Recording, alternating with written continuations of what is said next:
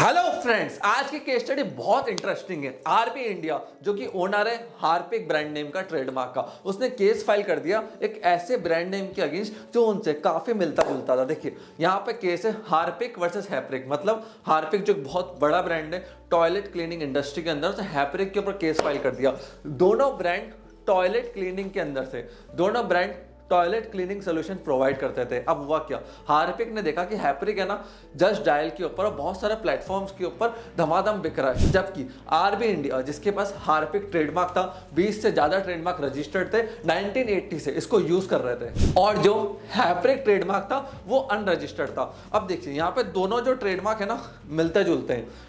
अगर आप दोनों को बोलोगे प्रोनाउंसिएशन सेम निकल कर आएगा, दिखने में बिल्कुल सेम है, खाली एक स्पेलिंग का ऊपर नीचे, डिजाइनिंग, कलर कॉम्बिनेशन, लेबलिंग सब कुछ मिलता जुलता था। इजीली किसी भी कस्टमर को दोनों ब्रांड नेम देख के, दोनों की बॉटल देख के कंफ्यूजन हो जाता। कोर्ट में ये मैटर गया, कोर्ट ने पूरे मैटर को समझा और देखा कि हाँ सही में कंफ्यूजन हो सकता है, कस्टमर कंफ्यूज हो सकता है। इसके चक्कर में हैप्रिक जिसके पास ट्रेडमार्क रजिस्टर्ड नहीं था वो केस को लूज कर गए और अल्टीमेटली 13.5 लाख रुपए की पेनल्टी उनको देनी पड़ी। अब देखिए यहाँ पे कॉपीराइट का भी पंगा था, ट्रेडमार्क का ही पंगा था, वो ट्रेडमार्क ब्रांड नेम कंफ्यूजन में थे।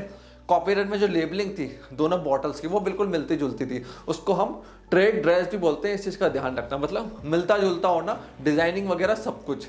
अब देखिए अगर आप किसी ब्रांड नेम को यूज कर रहे हो ना मार्केट के अंदर, आपको लगता है एक बड़ी ब्रांड नेम है, मैं उसका स्पेलिंग को ऊपर नीचे कर दूंगा, थोड़ा बहुत चेंज कर दूंगा, मार्केट में उसको लॉन्च कर दूंगा, कोई दिक्कत नहीं आएगी, ऐसा कुछ भी नहीं है। किसी भी बड़े ब्रांड नेम की जो कैटेगरी का लीडर है उसके स्पेलिंग में अब चाहे आगे जोड़ो पीछे जोड़ो, उसकी स्पेलिंग में चेंजेस कर दो, अगर मीनिंग सेम निकल रहा है, बोलने में सेम है, दिखने में सेम है, किसी भी तरीके से कस्टमर कंफ्यूज हो सकता है, कॉन्फ्लिक्ट हो सकता है, तो वहां पे आप केस को लूज कर जाओगे। इस चीज का ध्यान रखना। इसलिए मैं कहता हूँ आप ट्रेडमार्क फाइल कर रहे हो, ब्रांड नेम फाइल कर रहे हो, बिजनेस चालू कर रहे हो, तो ट्रेडमार्क इंपॉर्टेंट है। प्लस ये देखो कि वो स्पेलिंग में, विजुअली, ऑडियो फॉर्म में कैटेगरी लीडर को दिक्कत तो नहीं देगा, दिक्कत दे रहा है तो पीछे हट जाओ पहले ही।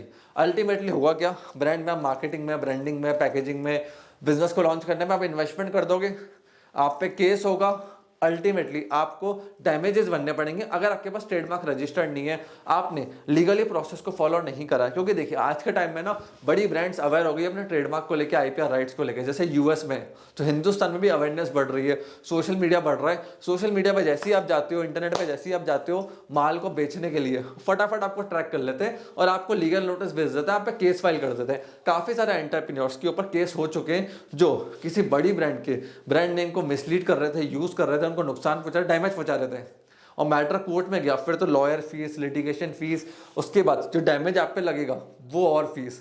इसीलिए ब्रांड नेम को रजिस्टर्ड कराओ, स्पेलिंग चेंज करके बड़ी ब्रांड की आप नहीं यूज कर सकते हो। इस चीज को ध्यान रखना, कभी भी ये मत करना जिससे आपके ऊपर कभी केस ना हो जाए, लीगल पेनल्टी ना आ जाए। सो फ्रेंड्स, अगर आपको इस वीडियो से कुछ भी डाउट है, क्वेश्चन है, कमेंट सेक्शन ओपन है, कमेंट सेक्शन के अंदर कमेंट करके हमसे पूछ सकते हो। किसी और केस की आपको केस स्टडी चाहिए उसको कमेंट में मेंशन करो। कॉपीराइट ट्रेडमार्क का आपको डाउट है, कमेंट सेक्शन के अंदर कमेंट्स में हमसे पूछ सकते हो। हम कोशिश करेंगे आपको हर कमेंट का आंसर करें। मैं खुद अपने टीम लीडर के साथ इन कमेंट्स को पढ़ता हूँ और बेस्ट से बेस्ट आंसर आप तक लेकर आता हूँ। सो फ्रेंड्स, आपने इस वीडियो को यहाँ तक देखा, हम लोगों को पेरेंट्स सपोर्ट दिया, उसके लिए धन्यवाद।